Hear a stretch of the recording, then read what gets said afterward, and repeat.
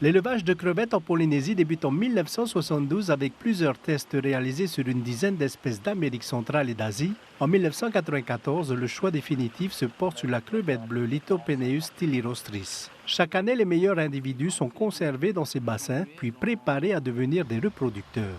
C'est une espèce qui a une croissance rapide et en plus qui a su résister à de nombreuses maladies par rapport à aux d'autres espèces.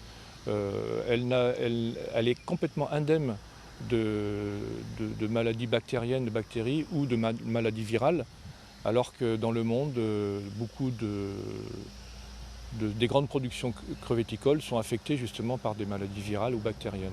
Avec 140 tonnes de crevettes vendues chaque année sur le marché local, le pays souhaite augmenter la production à hauteur de 300 à 500 tonnes par an. Désormais autonome avec la cession des droits et du savoir-faire par l'Ifremer, il entend améliorer les performances de la crevette bleue. Ça peut être divers types de performances, de croissance, également de qualité, de produits.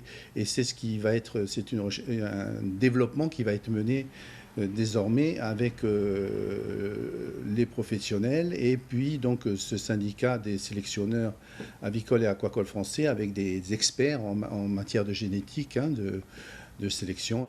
12,5 millions de post-larves de crevettes sont produites par les closeries du pays Vaïa et vendues aux éleveurs du Fénois.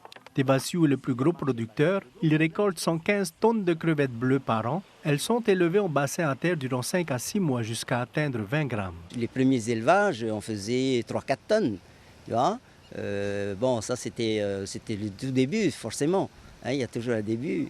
Mais depuis, la production n'a pas cessé d'augmenter pour la bonne raison que la demande n'a pas cessé d'augmenter. Une zone biomarine de 35 hectares est en cours d'aménagement sur le site de Wharatea. Des éleveurs de crevettes bleues en bassin se sont déjà positionnés sur le secteur, mais une nouvelle méthode d'élevage fait son apparition.